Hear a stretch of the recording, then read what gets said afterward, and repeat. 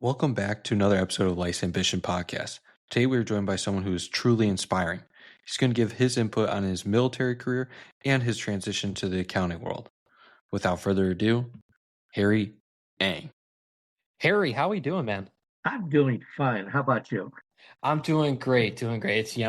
As mentioned before, before this call, it's another sunny day in North Carolina, and it was raining the past week, so it's nice to get a little change up in things.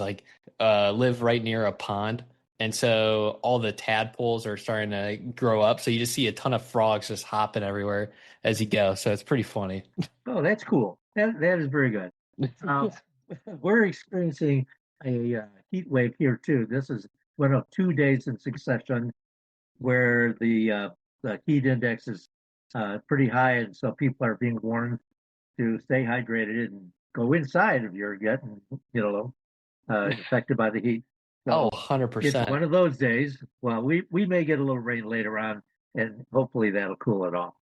Yeah, hopefully so. Hopefully so. It can be an interesting one if you stay on the sun for too long. But I guess I could say the same thing about the cold.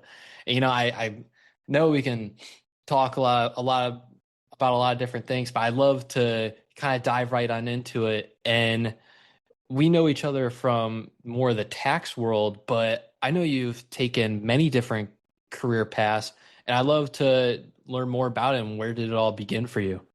Well, I think probably over time, when the subject comes up, I best describe myself as one of the world's worst retirees. I I just can't seem to master that. Although throughout my life, I've displayed a pretty good command for dealing with academics.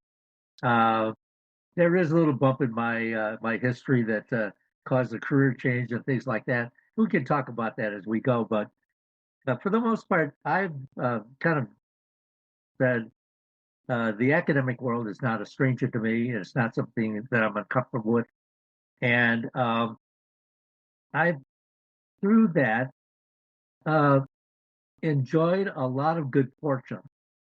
And even when this little incident I mentioned, and it'll come out in the discussion today, I think, that caused my career change, it it was a learning experience and a growing experience and something very positive rather than the potential negative that it could have been. So, uh, I had the good fortune of attending a high school that had a a population of kids and their parents who were very interested in good academics.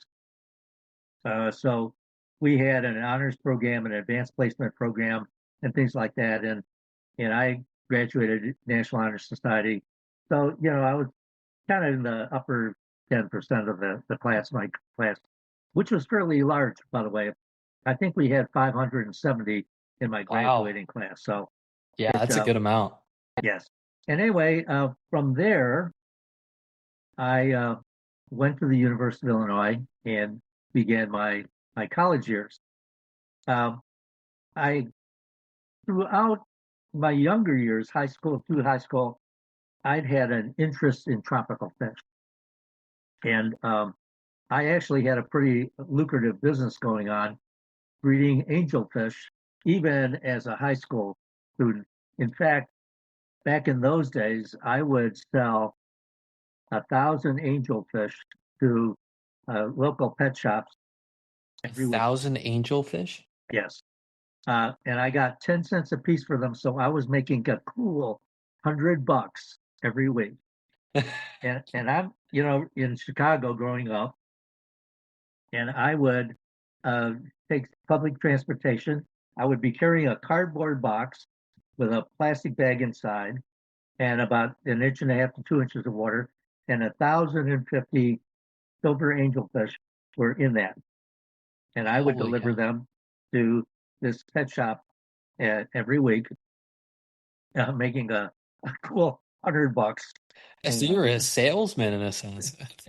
so um, back in those days, I had a an affinity for sciences and things like that.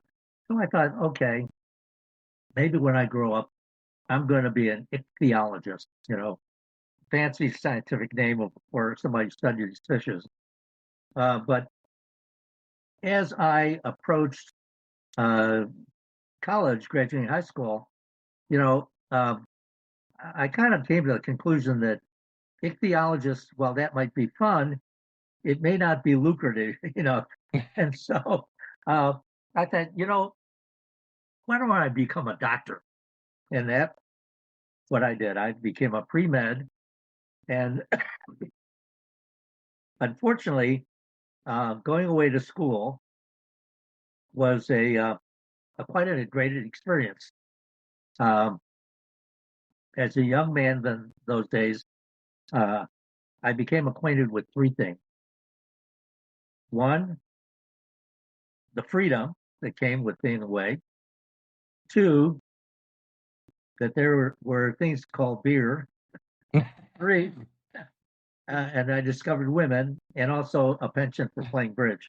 So all those things combined began to conflict with my academics. Mm. All right.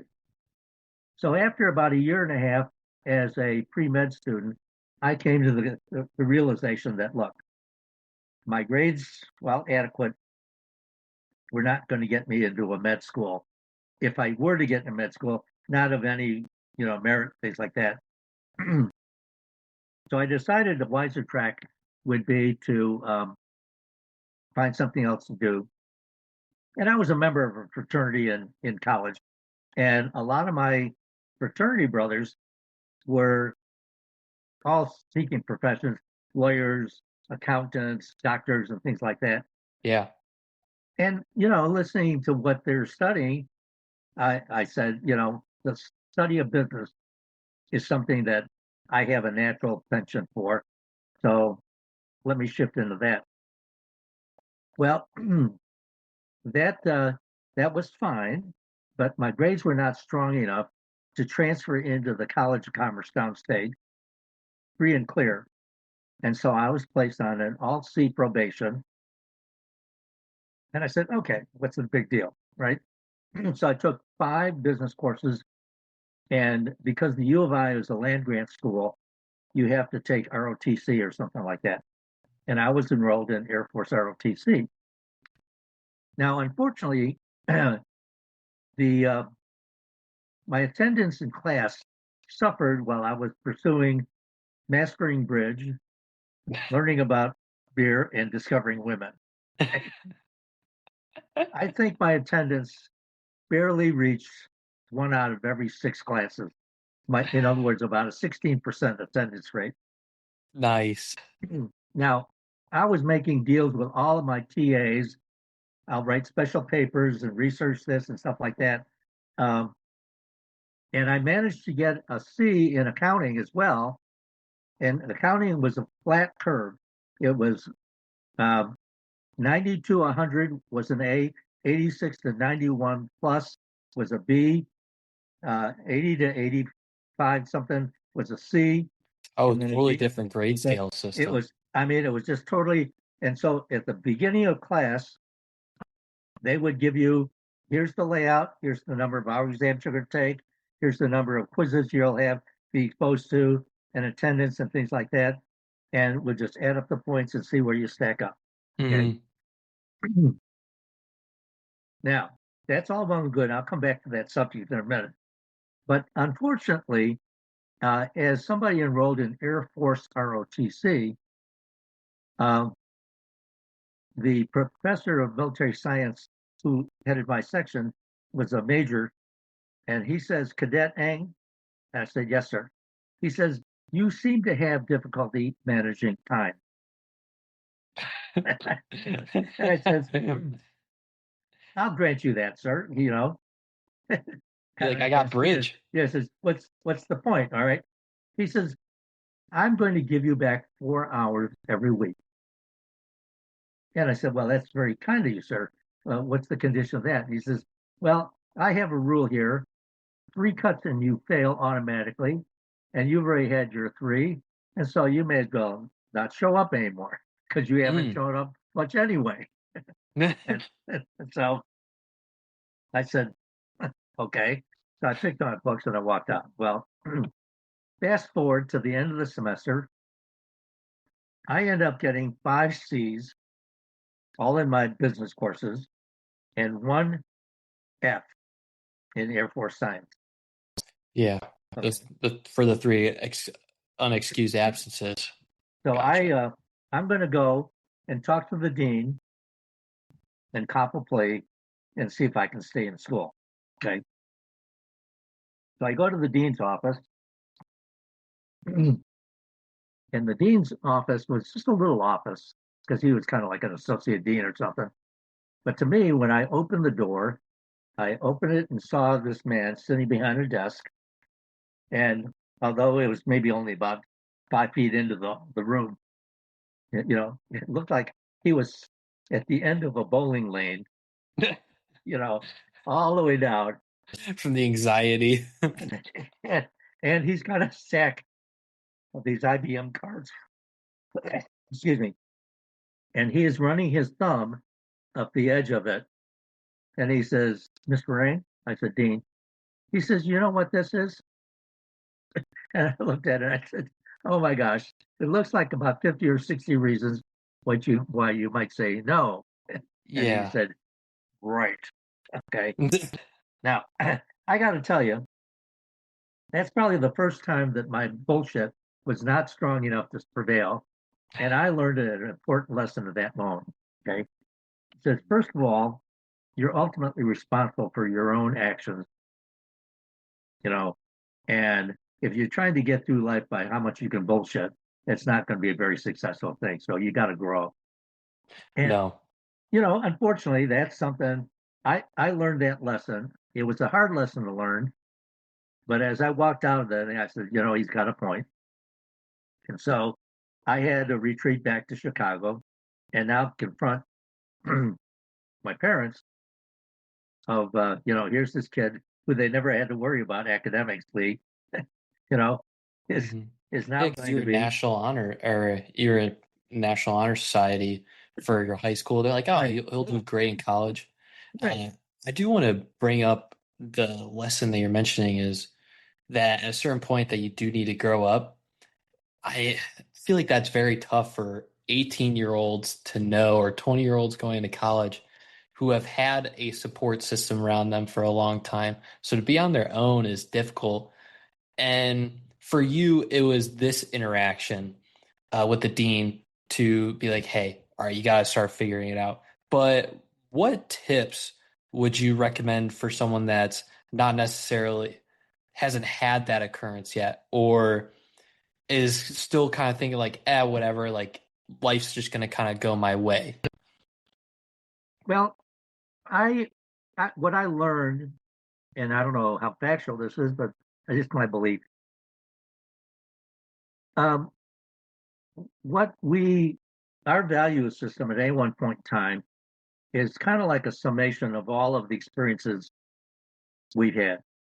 Now, I had the good fortune of parents that have always said, um, "You have a responsibility," and so I guess my first, this to me was a stark reminder that I had that responsibility, even though my gift of gab and my reputation and things like that had always carried me along. And if you think about it, life is basically what kind of an impression you make on somebody within the first couple of moments you meet them, hmm in addition to what kind of a reputation you carry forth. So if they are interested in you and they bother to learn a little bit more about you, the next thing they learn is what's this person's reputation. And those two things combined together and have a lot to do with how they see you and how they treat you and regard you. Okay. Um, but, a lot of folks make a mistake in that they think that as long as they can shelter you or keep you away from learning that additional piece, all you're going to see is this person that is projected in the first 5 minutes of introduction. And if you Yeah. can master that, you can carry on and do a lot of things. And there are a lot of people running around, I think, in this world that that rely on being very successful in mastering and controlling that first 5 minutes and keeping it there. And I think ultimately it's to their detriment because uh, now I happen to face my day of reckoning, way back when, Mm-hmm. and for me that's all it really took. But for others, they're sometimes their only success is tied to that 5 minutes, a repetition of that 5 minutes where they're very glib, very outgoing, et cetera, et cetera. And they that's just kind of way it carries through. Now, I would say, as much as uh, the temptation is strong to say, no, I can carry it on to that 5 minutes. That's really who I am, and it's that persona and things like that. Um, ask yourself for a moment, what would you do if that bubble should burst and now you've got to deal with a different reality? How would you act and how would you feel? And what would your reaction be to that? And that's what I would ask somebody, who had said, when you talk to them, you says, you could see that they're outgoing and things like that. And you say, let me just guess, you've enjoyed a pretty good life up to now. You seem to enjoy some consistency from a financial standpoint. You've got, friends and things like that. But what would you do if you had all of a sudden that bubble burst and now you had to deal with a completely different reality? What would your reaction be to that? Yeah. And that's what I find through a lot of people. And even that's kind of how I choose my friends is how do they deal with things when they're at their lowest or when they're struggling the most? Is do they let that control them or do they try and find a way to get out of there? And I guess this is kind of even a good transition to when you got to that point, you had a conversation with your dean, you go back to your parents. How did that conversation go thereafter for you? How did you bounce back? Uh, I think I that left a taste in my mouth that has driven me throughout my life. Mm, Um, I look back and I said, uh, it's as if in every situation, uh, I had to keep reproving to myself about who I am and what I'm capable of and things like that. And that has been a good factor in my life because it's driven me to persevere, to study harder, to yeah. work. Um, and as I've gotten opportunities, like for instance, uh, getting kicked out of school, uh, introduced me to the draft board. Now you're a little younger, you may not know what a draft board is, but um, at that time, this was in the early '60s. We were not yet in Vietnam, but we were headed that direction. Um, and the the draft was a way in which we the, filled the ranks of the military by requiring everybody, unless they were able to be deferred for academic reasons or otherwise, Yeah. uh, to register with the draft board and eventually enroll in service if the time arose. So when I was now out back on the street, uh, I always accused the draft board of operating in an accounting term, uh, using LIFO, last in, first out. So because the universities have this huge computer system, they could send a computer printout at the end of the semester of all of those who were no longer successfully matriculating in their institution. And so now their 2S deferral status now turned to 1A, meaning the draft board would send them a postcard that says, hey, remember us? Come on in and let's get acquainted. Okay. Yeah. Yeah. So, I had some time to flop around a little bit. Um, actually, more than that one semester, but and during that period, I realized that I need to learn something about the military because I made, maybe getting more involved in it than I wanted. Yeah. So I checked, and the reserves and the National Guard; those are positions all filled up by the. I used to accuse them of the smart kids. Yeah. Staying on home base versus Right. going abroad. Yeah. Yeah. Anyway, so when I exhausted that thought, I happened to recall there was a recruiting office near where I went to grammar school, and so I stopped by, and the recruiting sergeant gives you an aptitude test to see how you test out and what you're eligible for. And I've always done well testing out things like that. So he says, "Oh, I can offer you this, this, and this."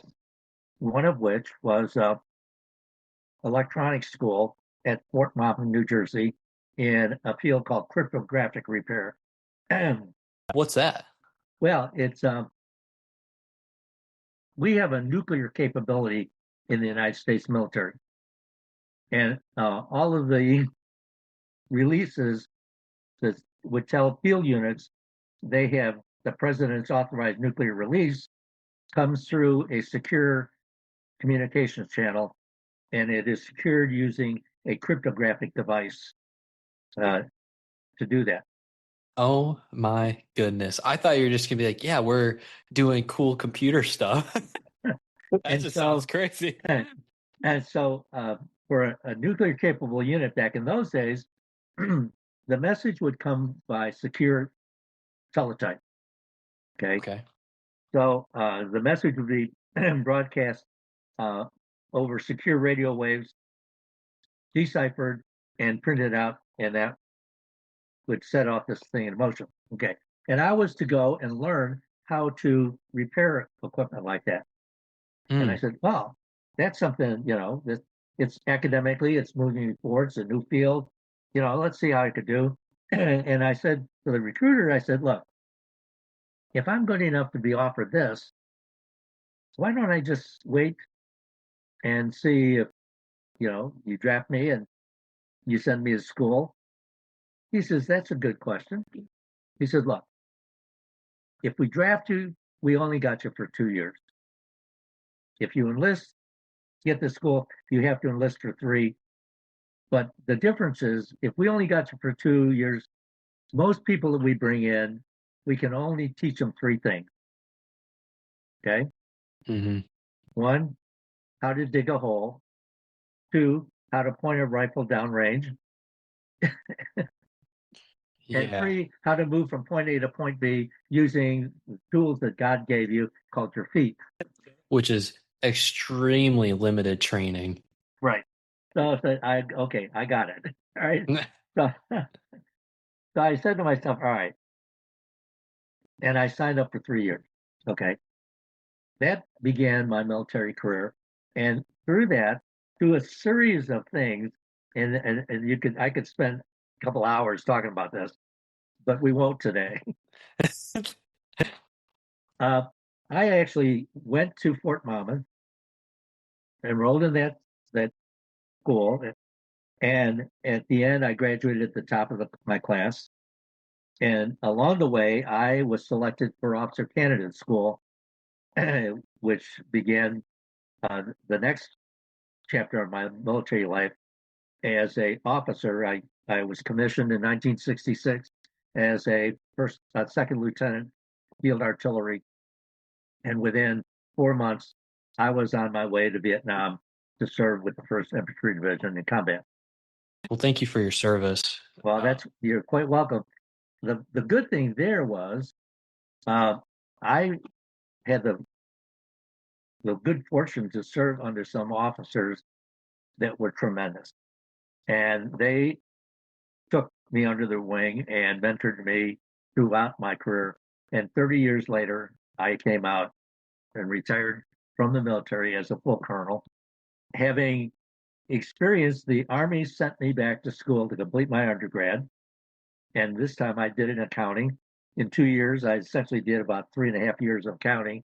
And uh, I graduated with honors in that. I was a straight A student for that period of time. Sat for the CPA exam, passed it. And then before I learned that I passed, I was already off back in Germany commanding a nuclear capable unit as Holy an cow. artillery officer. Okay. So, and then later on from there, I got selected for the Army Controllership Program that led to me being sent to Syracuse University for a master's in controllership. And I was the co-valedictorian of that class. From there, I went to the Pentagon and learned about all the things that happened in the five-sided building and things like that. Yeah. And I had the ability to serve in a lot of rewarding type assignments. Uh, One of those things is the Army or all of defense frames their budget in a 5-year program. The 5 years in question here are called the program. The most recent year of that is peeled off and goes for the appropriation and comes out as your budget. Okay. So in other words, every year we sit down and we add a new year to the distant, and we look at these 5 years and says, what is this first year going to look like? And for the following 4 years, what needs to happen? What do we have to do in recruiting more people? What do they have to be trained as? What's our equipment going to look like? Where are we going to be? And things like that, and so on and so forth. And we try to articulate that first in this, starting from day one and going out 365 days in excruciating detail. And then the 4 years following that, that by the time you get to the fifth year, of course, it's a little fuzzier and less certain, but that is what happens in that funny five-sided building. Okay. Yeah, and I love to kind of like break it down is especially in your military career, like what were some of the big skills that you took away that helped just advance your career that much more when you were in the military? Because you started out as a cryptographic repairman and then you made your way to an officer. Obviously, there's like kind of the hierarchy structure, kind of like a business is situated where you just slowly kind of move up your way through the ranks. But what were some of the big skills that you kind of learned? And Well, yeah, let's go through it. think of it this way: the enlisted ranks are more like the operator, uh, whereas the officer ranks are more like the executive level. Now, at the lower levels of this executive world, there's a lot of operational stuff that you have to acquire mastery of. Example, in the field artillery, as a lieutenant, which is at the bottom of the totem pole there, you're going to try to demonstrate initially combat skills that are related to the art of putting a bullet from point A to point B accurately. Okay. And these bullets are big. They start out maybe 50 pounds. And the ones I was firing in Germany were 200-pound bullets. Okay. An Holy 8-inch cow. projectile. And that would go 10 miles downrange on a normal day. So one of the jobs you would learn is fire direction. What are the calculations necessary in order to aim that gun so that it accurately will go from where you are located now to some target 10 miles away? That's fire direction. How did you guys You do those calculations? Was it on paper? Because Joel Hughes, he was on the podcast a long time ago. He was a Green Beret, and he said when he first enlisted, that he was a sniper, did all their shots through paper, but then as obviously technology progressed, there was a device that allowed them to kind of figure out the wind trajectory and all that stuff. Well, artillery is pretty scientific. Yeah. Because you're firing such a big bullet, such a long distance, conditions in the atmosphere are going to affect how far it goes and whether it gets deflected left or right or up or down. Okay. So what we do is we have calculations that would, under a standard set of conditions, go from point A to point B. And then we start measuring differences in wind direction, speed, density, temperature, and things like that that can affect what your muzzle velocity is going to be and whether that projectile is going to be deflected one way or the other, and how, if so, how much. Which is So crazy to think about. the mastery of fire direction is somebody who can simulate all that and do it in a stressful environment known as combat and do it repetitively and accurately, you know. So To where they that, don't have to think about it in a sense. They're like, it's going to right, be, you're going to want to you know, aim your elevation here. well, Wow. and these initially the data was recorded in what we call firing tables, which was a purely manual solution. And then somebody got, right, probably an engineer, and he says, well, I work with a slide rule, so let's take this data and put it on some sort of a device. And so we would have what we call graphical firing tables, and graphical firing tables would have all of the data in these tabular editions translated so you could do it using kind of like a slide rule type device. Okay. And in addition to that, you also had something that could tell you the fact that the trajectory of an artillery projectile is not fixed in shape. Okay, let me tell you Yeah. why. What do you mean What, by what do that? I Yeah. mean by that? Yeah. Okay, Yeah. so you could think about the trajectory. It goes like this, right? It's maybe kind of like a hyperbola, right? And or a parabola. And you Mhm. could say, okay, that's fine. But as you elevate the tube, think of it as you have a water hose, all right? Yeah. And as if you point it out straight, the trajectory it makes is fairly flat. But as you elevate that thing upward, what happens to the shape of that water? Seems more of an arc. Yes, it changes shape, doesn't it? Hmm. We artillery guys have labeled that the non-rigidity of the trajectory. Fancy term there. All right. So the fact that the trajectory is not rigid in shape throughout all elevations, you have to compensate for that. And those two things, uh, they're compensated in terms of two angles and things like that. And we could solve that problem using another graphical piece, but knowing that the composition of that trajectory and ballistics all fit into this thing. Okay, so that's kind of like the art of fire direction, all baked in. And I That's seemed to like that insane. early on. Well, I That's just, graduated as an undergraduate out of officer candidate school, and one of my strong subjects was artillery fire direction. which is awesome that you specialize in, or like you can understand that because of all the elements that you have to go through with the wind speed, humidity, trajectory, all that stuff. Yep. And to not have to think about it when you're in combat, like you said, because it's a very stressful environment. So you have to operate at light speed to understand what's going on. I don't know. How do you even manage something like that? Is it just doing so much practice of it that your body just becomes well adverse to the pressure and you just got to have to think critically? Well, everybody reacts in crises differently. I think that the more knowledgeable you are and confident you are of your skill, therefore, the more relaxed you can be in stressful situations. Mm. I think that's true for me. And I guess you'd say that with any like skill that someone has.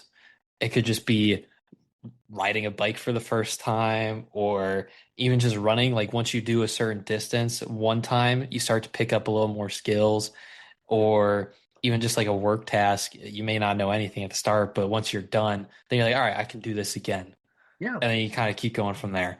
Well, once you learn to ride a bike, it's not very long before you can ride without your hands on the handlebar, right? That is true. That is true. Another job that a lieutenant would have is to be the executive officer of the battery, and he is in charge of where the guns are and the leadership of all of the people in that. Whereas the fire direction officer, his world is a lot more constricted. He's got himself, he's got a few other people that understand fire direction around him, and so he's kind of like the communications gap with the outside world, and he's given data to the sending him to the guns. And the executive officer, who's also a lieutenant, is in charge of the leadership of operating and maintaining that environment. Okay, so between those two jobs, a lieutenant then would have a real understanding of how to make a bullet go from point A to point B, as well as developing leadership skills that he's going to have to be able to use effectively in leading people, organizing events, making sure they're trained, making sure they're well disciplined, et cetera, et cetera. Yeah, what is that experience even like where, obviously there's managers at plenty of different businesses, but how is it leading a group of individuals in the military? Is Well, it more stressful in a sense because you're you have lives at stake, or uh, you know, I can only relate to myself. Uh, Half of my assignment time in Vietnam was a fire direction officer. The other half of the time was as an executive officer, firing battery executive officer. Uh, and in the firing battery, you're in a very potentially dangerous environment. You got ammunition all around, explosive all around. You've got these big cannons, okay? And occasionally you may experience a thing called a misfire. All right. Think of it this way. You've been firing for about an hour. Your all of your pieces are very hot, it's okay. yeah, Just loaded another round. And when you pull the trigger on this thing, it didn't go boom, you know, and you went through a procedure and it still didn't cause it to fire. That's a very potentially hazardous situation because the tube that where that round is sitting is very hot. And after a while, the explosive is inside that projectile will melt based on the heat of that tube, yeah, making it more unstable. So it's very dangerous situation. And in combat, as an executive officer, uh, I had a piece at night misfired, and we'd been firing for over an hour. And so when we had a procedure, uh, we assembled everybody behind the piece. I get in there, what's going on? And they said, well, we've gone through this.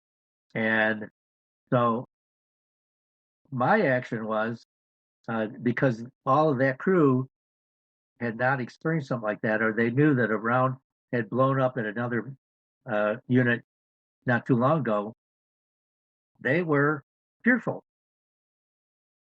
So my solution was, I don't know, in hindsight, it was very smart, is, you know what? We've got to get inside that howitzer and we've got to get that round out of there.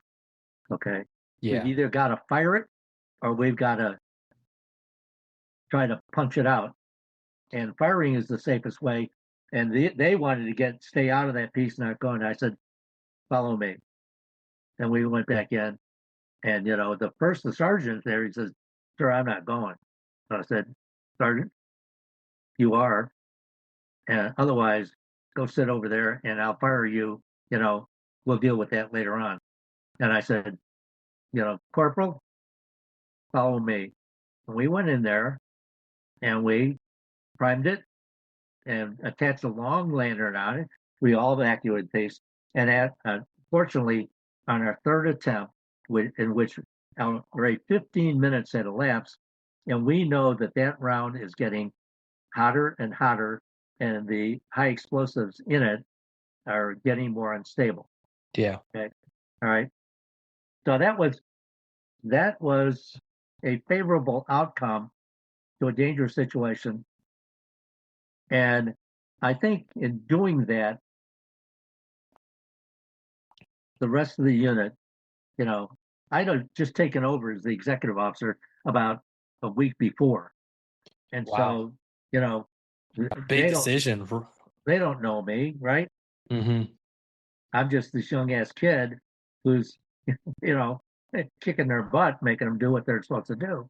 And, but, once that event happened, the word spread, you know, you can follow Lieutenant A because he's not afraid to get in there. He's not somebody who just tells you what to do. He's the one to get in there and work with you and making it happen. Yeah. And And that's some integrity. You showed a lot of integrity there. Holy cow. so, I mean, I don't know where you learn that. No, that's definitely values that are instilled into yourself just over time of having the willingness to do that. And like, well, one of the biggest things I can think of in terms of military is that obviously Hell Week, and how it's very much a breaking down you as a person to your limits at all times. No sleep, your real character comes out, and what you value the most, at least in the conversations I've had with past military people, are reflected and to your team. Yeah. And so It's when you find out what you're all about. yeah. And I guess, how did the stress change from when you were an executive officer there, or not even just stress, but leadership role change when you were an executive officer and you moved over to a nuclear team? Well, the next step is eventually you're promoted beyond lieutenant to a captain. And a captain's job in the artillery is to command a firing battery. That's where every captain in artillery dreams of having a chance. And you are in charge of a unit that has about 120 people in it, Wow, that's a lot. and you're responsible for everything they do or fail to do. Meaning, if they're not trained, your job. If you're not maintaining a healthy environment for them, your responsibility. If they are indisciplined, or undisciplined, that's not a reflection of you. And that's a question that young captains often ask when they're first exposed to the possibility that they're going to take command. Their first question is, well, what am I responsible for doing? And the simple answer is, as a commander, you're responsible for everything your unit does or fails to do. Now, I don't care whether you just took command 60 seconds ago. When you took command, you took that on. And if Yeah. your unit's not trained, it's your job to get it trained. And if they're undisciplined, it's your job to instill discipline, et cetera, et cetera. All right. And that's really uh, a concept that doesn't seem to necessarily automatically exist outside of the military. Well, it sounds like in the military, your weakest link is only as strong as your strongest link, or maybe vice versa. But everyone has to work as a cohesive unit. And so you don't want that to be reflected on you if people are undisciplined. Yeah,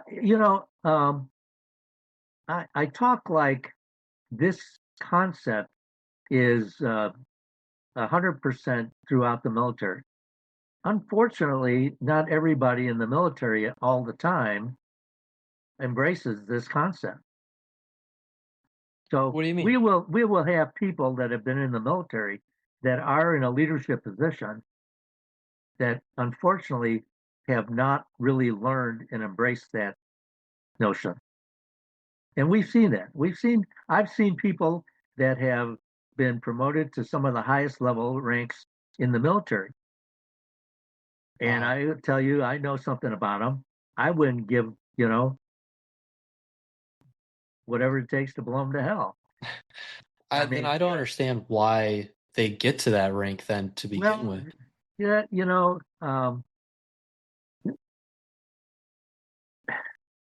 I don't know if this is appropriate. No, it's probably A former Secretary of Defense was a guy by the name of Donald Rumsfeld. Okay, Rumsfeld brought in a list of a bunch of his sycophants and inserted them into key positions. And I think that introduced a genetic weakness into the military. And we saw some of them. Some of Trump's initial generals they surrounded themselves with were Rumsfeld. They were captains under Rumsfeld and majors. And what they learned to do is they learned to avoid being blamable. They never learned to take responsibility. To them, a lie was just something you use, as a matter of convenience. And integrity is not something that's part of their lexicon. Yeah, I Okay? gotcha. You can't you need somebody who's willing to say, you know what? Yeah, I inherited this thing, but I'm stepping in here, and you know what? It's my job to take whatever I got here and make it better. And the way you do that is you take responsibility for it and quit trying to say, well, the reason it's all dorked up is because my predecessor, was incapable. It is amazing, like when you obviously no one wants you to mess up because it can affect others, but when you take responsibility for your actions, and I've messed up plenty of times at my job, and I know it's not necessarily maybe the same deal as it would be the military, but I've messed up plenty of times at my job, and anytime I've owned up to it, almost all responses have been, it's okay, just try and get it solved, and like let's work on from this. Like we appreciate you taking responsibility for it because it's not many people would, and it's amazing that not many people would. It's always an excuse that comes up. Solving the problem and getting better starts with admitting that something not right was done. Yeah. And do you think people don't admit when they're wrong because they're scared, or they want to just be seen in this highlight that they could do nothing wrong? I think it starts with being scared, which is the natural thing. We're less certain, less comfortable with things that we aren't familiar with. Um, and unfortunately, I think that those that seem to carry this bad trait with them uh, didn't get key positive reinforcement at a time where it would have helped them a lot. And it's that first experience. All right, you screwed up, but the fact that you admit it and realize it, now we can focus on fixing it rather than dwelling on the fact that you know, that something bad happened. Yeah. Yeah. Okay. So in other words, you could, I think if you can embrace that situation, you're kind of like that kid that's thrown into this the stable, and there's nothing but manure all over the place. And, he's thrown in there, and people come back to see how he's behaving. A half hour later, and he's out there tossing everything up there, having a good old Swimming in time. it. Okay, right? And Yeah. so it's that kind of a thing. And I think it's especially important in a lesson to learn in the military because the when something doesn't go right or something bad happens, whether it's you know sometimes stuff just happens beyond your control. Okay, but if you're so busy dodging responsibility for it as opposing to fix it, you'll, you know, you're the wrong person for that job. Yeah. Agreed. Agreed. And I guess how did being captain transition over to the nuclear team? Because that's a high responsibility there. Yeah, well, And how much of it is top secret to where we can't know? I can't tell you. No, Just basically, were you appointed it? yeah, I happen to be, uh, before this time, I had commanded once in Korea. I, as a captain, I thought I was going back to Vietnam, and I was actually slated to go back to Vietnam to take command as a captain of the battery that I served in as a lieutenant. Wow. Okay. My mentors had kind of greased the skids that, we're going to send Harry Yang back to the 1st Infantry Division in Vietnam. You know, if all possible, send him down here to this battalion. And, if it can happen, where he takes command of the 8-inch battery, so be it, or the 155 battery where I was the executive officer, if I could command that one, that'd be great. Now, it turned out that a decision was made. We were going to wind down the U.S. involvement in Vietnam. And so the 1st Division was coming out of Vietnam, but nobody could tell that. Okay. And my orders were changed, rather than sending me back to Vietnam, to send me to Korea instead. And a general who was assistant commandant of the artillery school, because I was back there at the time, came back and taught gunnery. I came up to him and I said, my orders have been changed. And he says, yeah, I understand that. I can't tell you why right now, but you'll find out soon enough. And I went to Oh. Korea, and I actually had a chance to command a 155 battery in Korea. Our unit was located near the DMZ and all this other stuff, and it was great. I learned a lot in that assignment. Yeah, you're not out there shooting bullets on the bad guys necessarily, but in Korea, Korea back in those days, this was the 1971,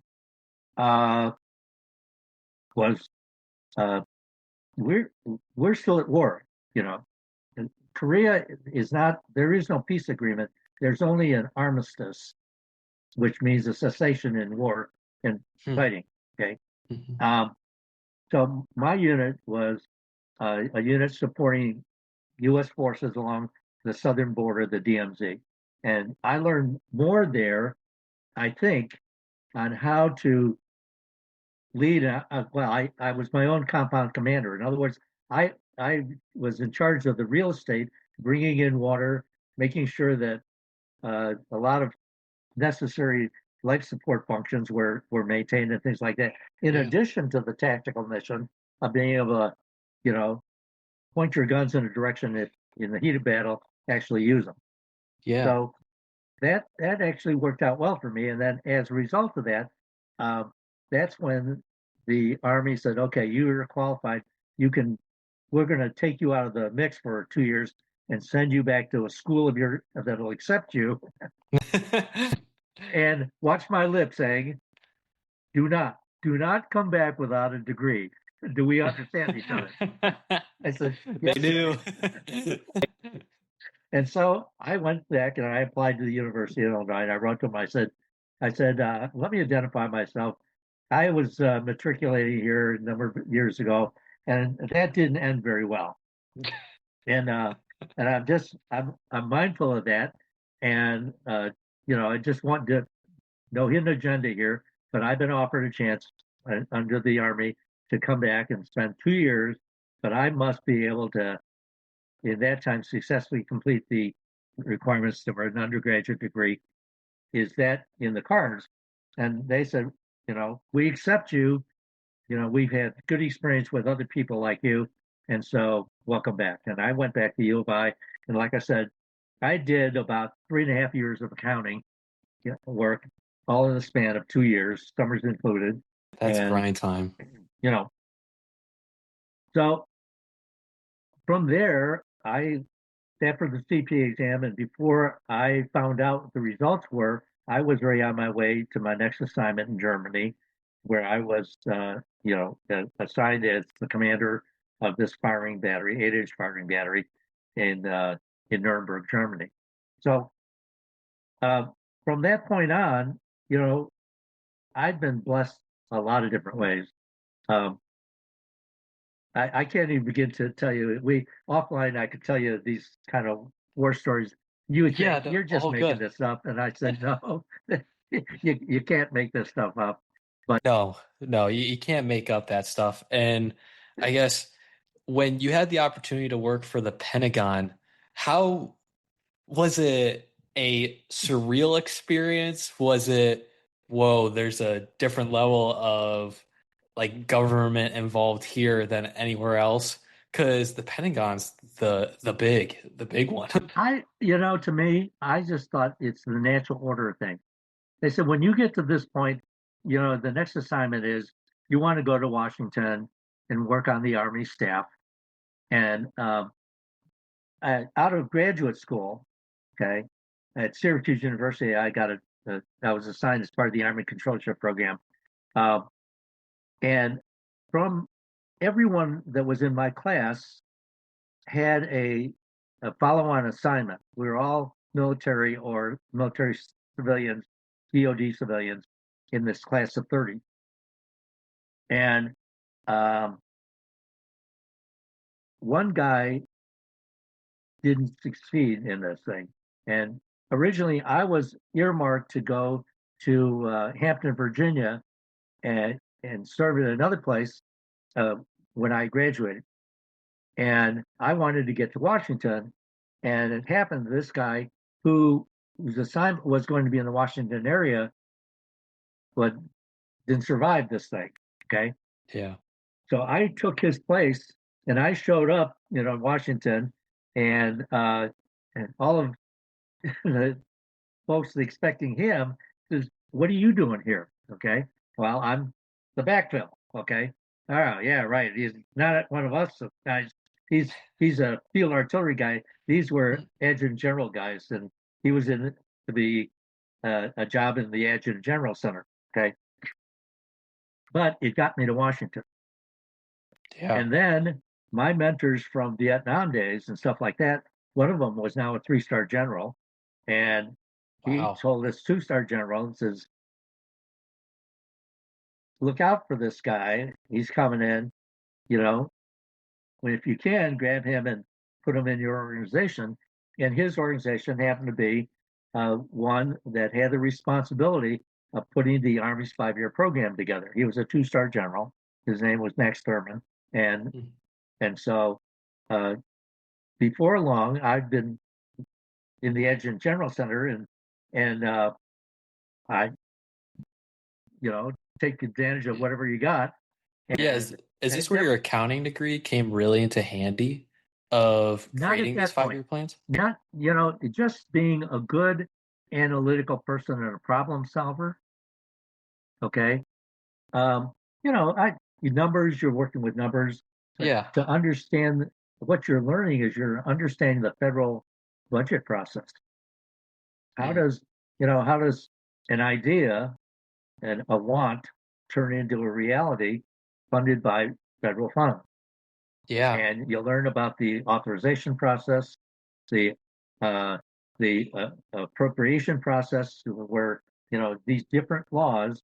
First says you can do this. Secondly, here's the money to do it.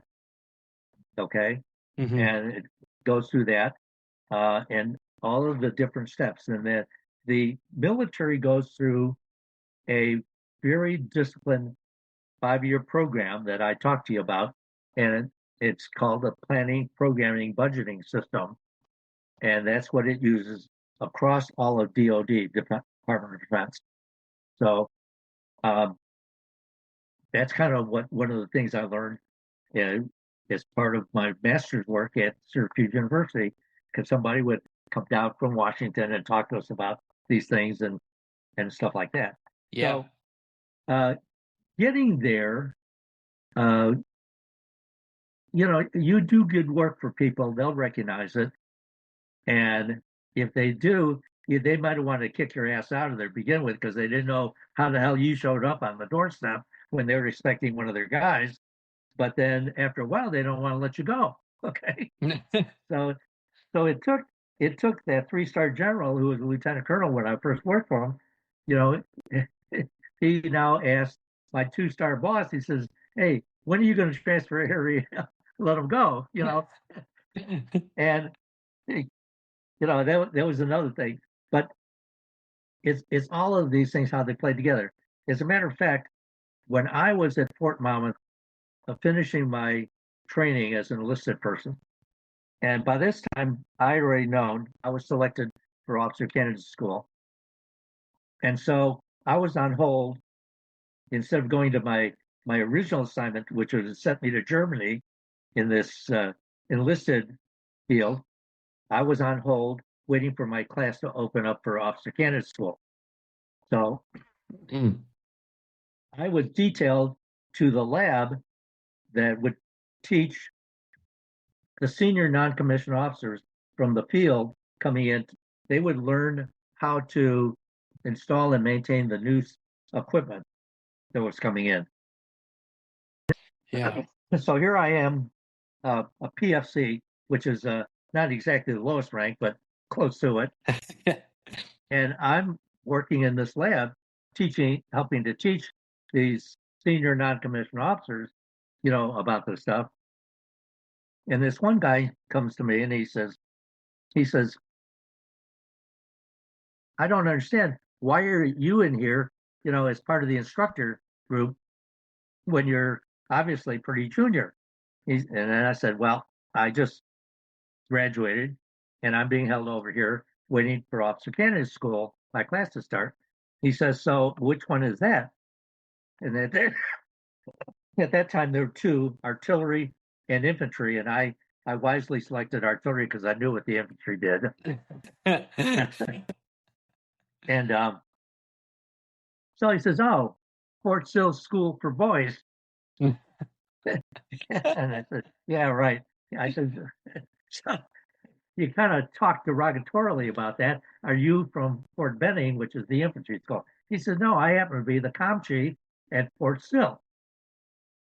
And he says, "Look, when you go, if you ever get a weekend off and you need to have a place to hide for a while, here's my phone number. Look me up, okay?" So I didn't look him up.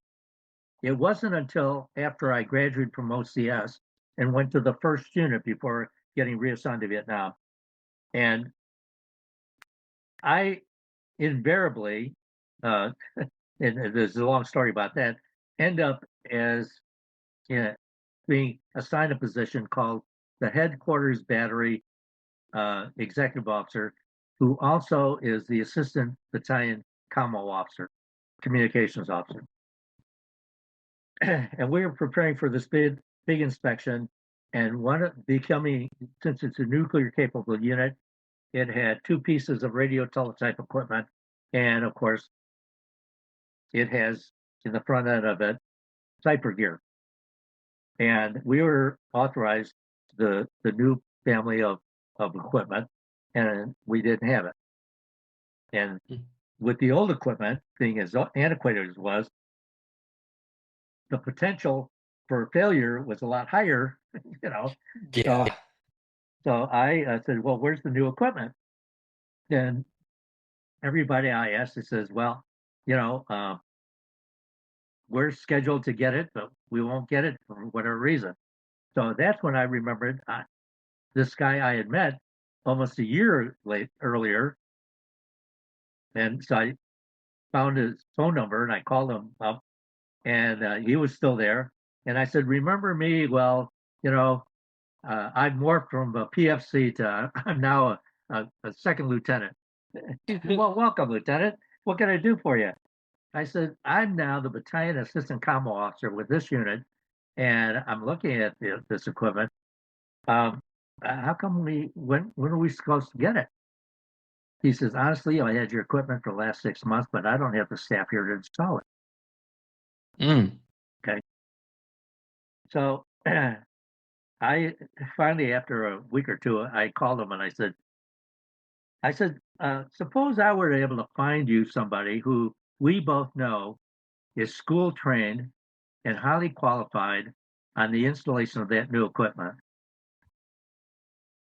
And we could make sure that that person would be able to, assist you. And he also knows what your capability is, having witnessed it personally, uh, that you learned it. What if we were to, on a Saturday, take this, dismantle all this stuff, and on Sunday install the new stuff? I'd be happy to buy the beers. So I'm not saying that that's what happened, but 3 weeks goes by, and Camo people, we've been pretty good. We've done everything we needed to do, but the battalion commander, who's lieutenant colonel, came down, and the Camo shack. Now it's 2 o'clock in the afternoon, and they're taking a break, and Camo people, enlisted people, like to play double deck pinochle, and they're busy playing double deck pinochle when the colonel walks in. So I reported to him, and he said, "So you want to tell me what's going on?" And I said, "Yes, sir. Well, men are taking a break. Uh, they're 10 minutes into a 30-minute break. Afterwards, we'll continue, but we're pretty much squared away." He says, "Well, what about the two rat rigs we got? Those are radio uh, assisted teletype. The acronym is RAT, R-A-T-T." And I said, "Well, what about it?" He says, "Are they ready to go too?" I said, "As far as I know." He says, "Well, let's go take a look." Okay. I said, "Sure." Get the keys, go and unlock them. And, no sooner I open the door and he looks and he says, "There's something different here." I said, "Sir?" He says, "Isn't this the new equipment?" I says, "I believe it is." He Heck says, yeah. he says, uh, the executive battalion executive officer, been trying unsuccessfully the last 3 months to get that equipment. How the heck did it show up? I said, "Well, I don't know, but it's here, it's installed, and I have reasonable confidence that when the time comes, we should do very well in that inspection." He said, he says, "Got it." He says, "Well, carry on." Nice. So this is just an example of how something unrelated was part of my career. I don't know how it happened that I should meet this guy who's going to have a role someplace in my future a year later, in a job that I didn't know that I'm ever going to have, you know, Yeah. and it, and it's little things like that. And Oh, I, 100%. Little interactions. Almost everyone on the show that I've had has talked about someone they've met or something happening to where it pushed them in a different direction to get where they are today. yeah, And it's just amazing kind of how life works like that. And to flash forward a little bit for yourself, just how come you got into the tax world and to basically just the accounting world in general? well, when you study accounting, you have to take 2 semesters of tax.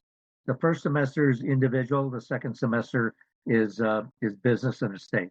Okay. Now, when I first went through this thing, this is 1971, 72.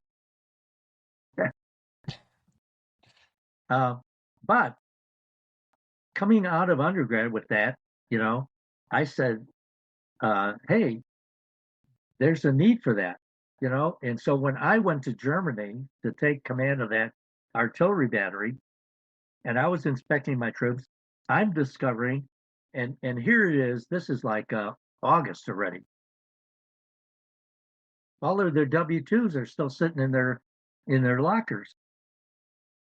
And I said, have you filed your taxes? And they are all clueless about this.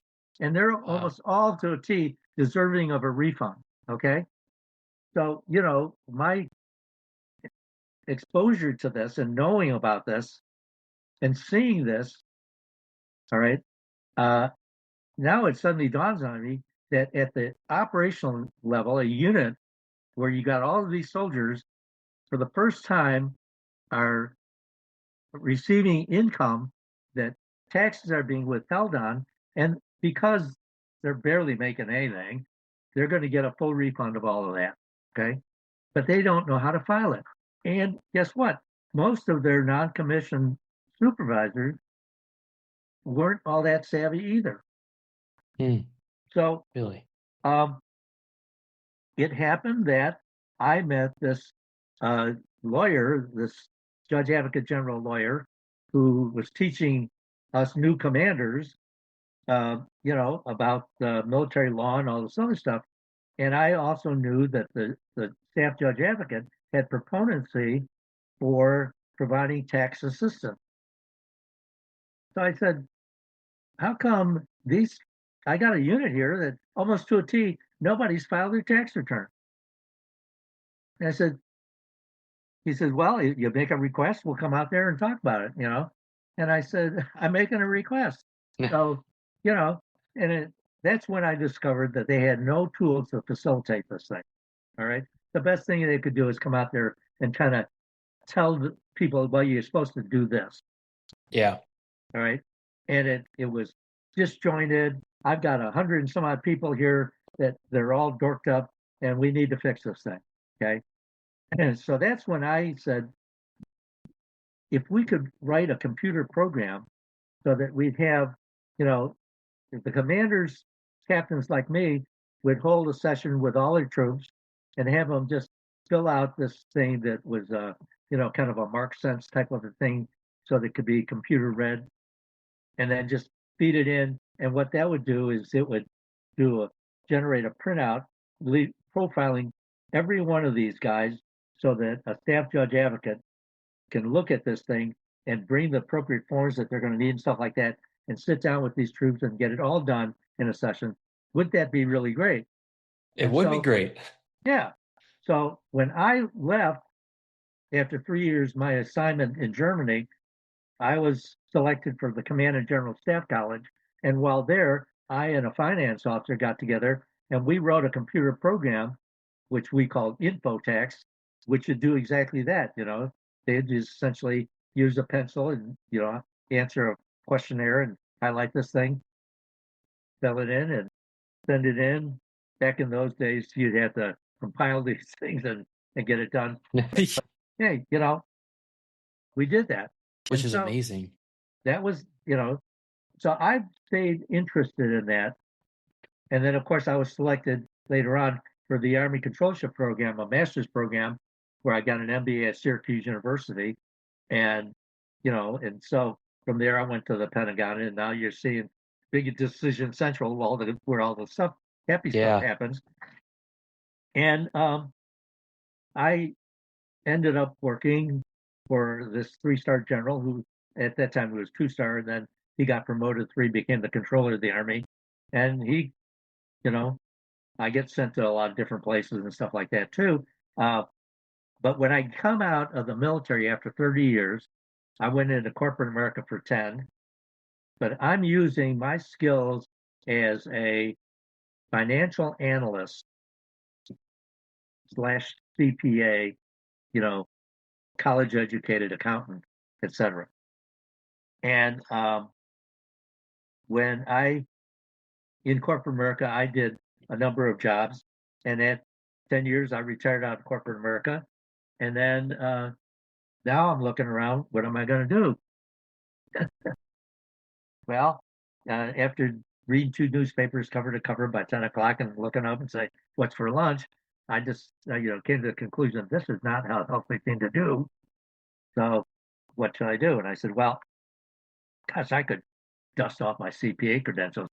All of this comes together, and I'd say I can look back at my life and see these little things that have come in you didn't know at the time how they would be relatable stuff. And so, what have I done to deserve this? I couldn't tell you at all. Okay. All I know is that I've been very fortunate, and that's the way it boiled down. So I guess that shapes my philosophy. I think it's important to give back if you can, Yeah. things like that. Um, I mean, I 100% think like a financial literacy class should be teached, like required by all schools and colleges. Like just because you mentioned that a lot of people don't know how to file their taxes. So Absolutely. 100%, I think there should be a mandatory class that does that because coming out of college, I had really helpful parents in helping understand a little bit of the world, but I was still amazed by what you have to pay attention to, even just budgeting in general for what you make to your expenses. That should be just taught everywhere. And like I think it's an awesome that you're now a part of that space because of all the little interactions that you've had. And when you look throughout your career, you mentioned at the very beginning that you wanted to prove yourself in terms of you had that one instance with the dean, and then that was kind of the turning point for yourself, and you carry that with you. Do you look back on it and you say that, yeah, I can now be proud of myself and I have done everything I can in my career? I look back and say, you know what? Um, I I acknowledge that, academically, I can uh, I can excel. I also think I'm a pretty good test taker, um, and I also am being basically undisciplined. I also know how to discipline myself to say, you know what, you got to get going and get this thing done, so that you know uh, you're self motivating. Um, and so I say, all things considered, yeah, I'm more reliable. Somebody when I say something, I think uh, people have the belief that they can trust what I say and count on it, and that's a pretty darn good feeling to have. So yes, I think I would be lying if I said that I I naively think I'm just like the average cat that came along. I said for whatever reason I've been given opportunities. I've not uh, I've not disregarded that. I've taken advantage of some of those things, and uh, That's awesome, though. you know, That's awesome that you're able to take advantage of what you got and especially establish those connections. And like I said before, it seems like everyone has had a specific thing that's given them that turning point to pursue what they want and create a career out of it. It's just a matter of time for some people. Sometimes it takes longer, but there's always something. And I just think that's awesome the way life works for people and how they have all these culmination of experiences to kind of create the person that they are today. And I think for yourself that with your extensive career, especially military career, I can't thank you enough for your service. And it's amazing what you've been able to do over the years. So I appreciate you sharing that story today. well, I hope I didn't bore you just dragging this thing on and on and on. But No, not at yeah, all. I looked at it and I said, you know what? The realization is when I entered the military, a buck private was making $78 a month before taxes. Okay, $78 a month. Holy cow. before taxes, and Social Security and Medicare is pulled out of that, as well as a meager amount for income taxes. Anyway, you had a responsibility. You had to get a haircut and be groomed properly. You had to maintain, your uniforms and stuff like that. Uh, so it's not like you had a lot of money floating around. There's also, if you read the bio I sent you, I Yeah. was a pretty good bowler in my day, and so I, what kind of a kid goes to Fort Monmouth, New Jersey, reporting in civilian clothes and a bowling ball? Okay. You reported a bowling ball? Nice. Oh yeah, and the first thing I did after signing in is I walked that mile carrying a bowling ball in maybe in June, July, August, something like that, to the bowling alley, and acquainting myself with some of the people there, and that opened another chapter of my life. So anyway, it's stuff like that that's I like I say, you can't make this stuff up. No, you can't. You absolutely can't. And I can't thank you enough for joining the show here today, Harry. It means a lot. All right. Hey, everyone. Want to take a quick second and say thank you to whoever listened to the episode today. I really do appreciate it, and it means a lot. If you did like the episode, make sure to give it a like or 5-star rating, depending on what platform you are listening to. And if you really want to support the show, check out our website or Patreon link below. Thank you, and I'll catch you in the next episode.